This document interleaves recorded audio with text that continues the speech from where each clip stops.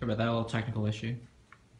Basically, the idea is that the entire labor shortage KPI is inspired by a slowdown in growth in the working age population that's projected to begin right around now, which we're starting to see, and is projected to continue from 2015 to 2030. So the purpose of this webcast is to discuss how tight labor markets today sort of show what the future in terms of labor market conditions are likely to be, and why this overall key business issue report is important and why it will matter to businesses over the forecast period.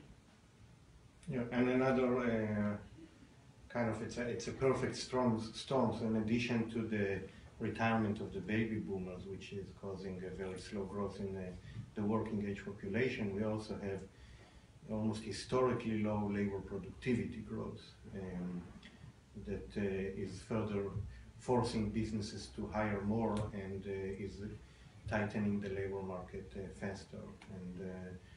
And that is, I would say, one of the biggest mysteries of why labor productivity is growing so slowly and whether it will pick up in the near future. And actually, Brian and I had we had a bet related to that. So Brian is more optimistic about productivity growth. I'm a little more pessimistic. And in particular, the topic of driverless cars is something that we've been talking about. And we actually made a bet when driverless cars will become commercial in Manhattan. And when I say driverless cabs, I don't mean that there is a driver who doesn't drive the car. I mean a completely empty car taking clients from one place to another. Because if there is still a driver there, then we didn't achieve much in terms of labor productivity. The person still has a job. But so the bet is, Brian said 5 years or less, I said 6 years or more. That's the bet. So how do you explain yourself? So I see that I see the reasons why we will have driverless cabs in New York by 2021 through three basic views I have. Number one, Google's technology and testing so far with regard to driverless cars is such that there have been millions of miles driven with very few accidents. So the technology is getting there. And then what you have to think about is for Uber and Lyft, how important is developing this technology to the future of their business? And the fact is, it is existential for both of them or for any other entrants into the driverless car market. Warren Buffett has said in the past that the key to having a successful business, what he looks for in investment opportunities, is those with a moat around them. And what he means by that is a large barrier to entering the field. And in the case of driverless cars, right now, to compete with Uber and Lyft, you need sufficient server capacity and an alternative app that can serve a similar function.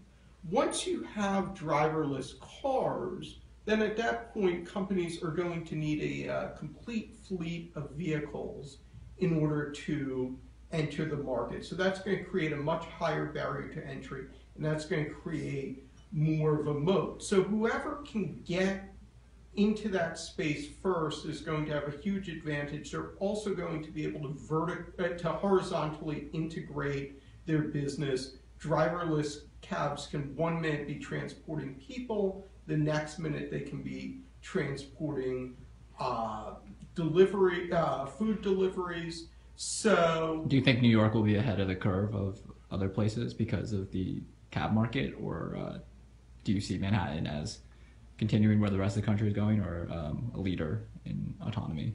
So I'm not sure New York will necessarily be the first place this will happen, but of course because driving on New York City streets is an order of magnitude more difficult than it would be in some other cities.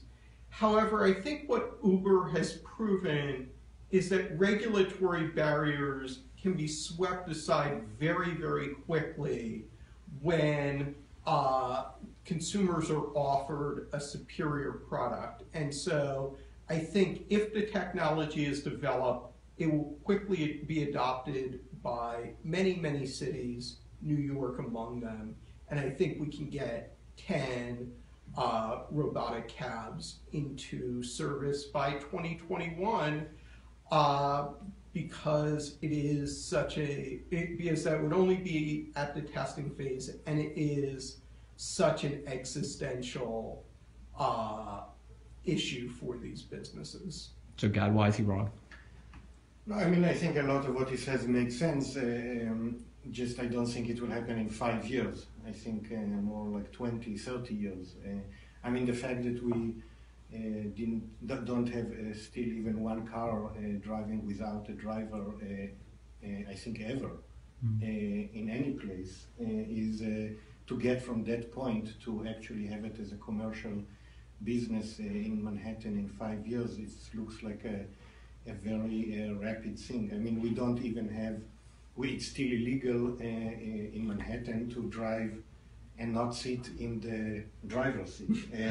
So there are probably all kinds of regulations that would have to proceed the phase of sitting in the car and not being fully paying attention. I mean, that's another phase that has to come before not being in the car at all, and we're not even beginning to go through that phase. So I just don't think that's something that happens in 5 years, and I think there's also, I think, would be much more resistance from people who will lose their businesses, the drivers mainly. So I think that could slow down the political process. So I think there are a lot of steps to get in the way, and we're barely at step one.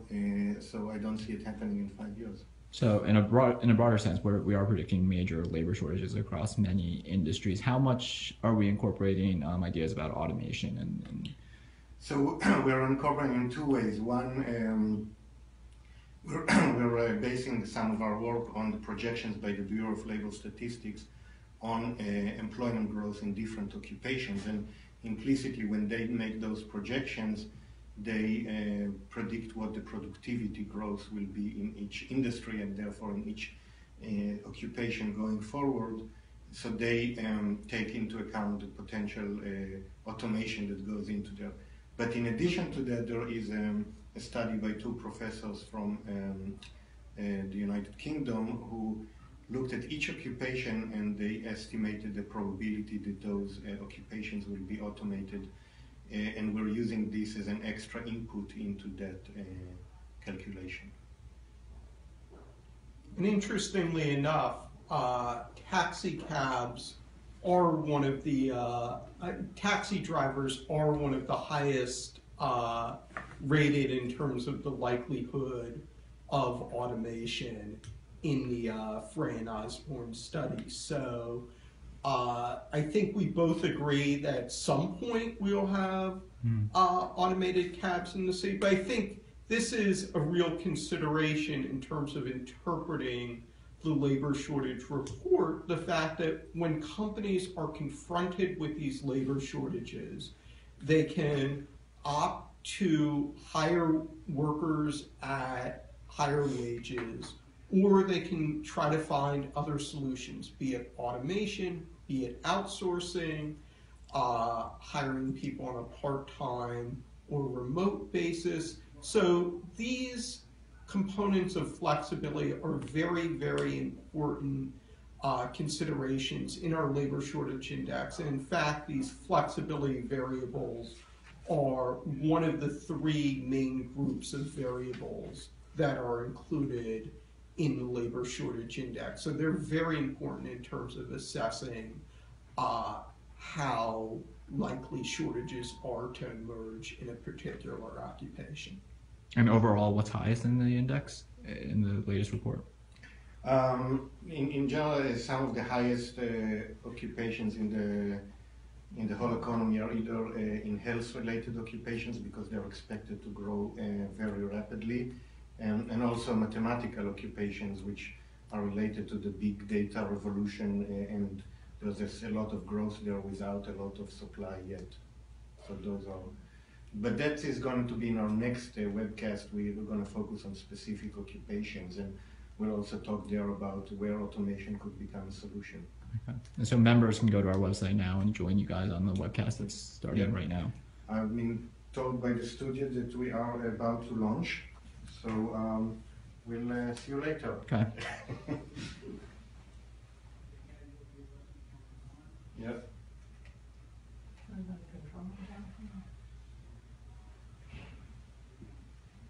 Brian, camera 3.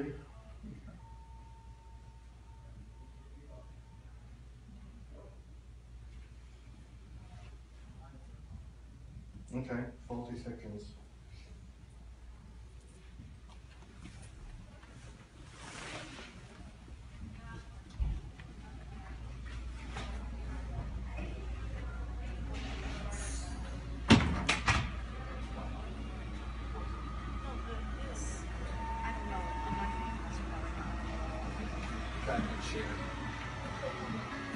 I don't know, maybe one of them. Are we live now? Yeah. We're about to start in a few seconds.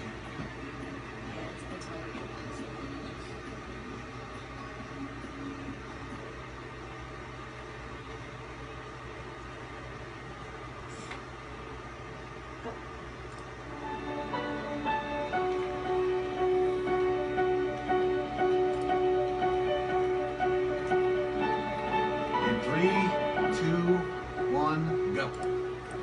Good afternoon from our New York studio. My name is Gad Levanon. I'm the Chief Economist North America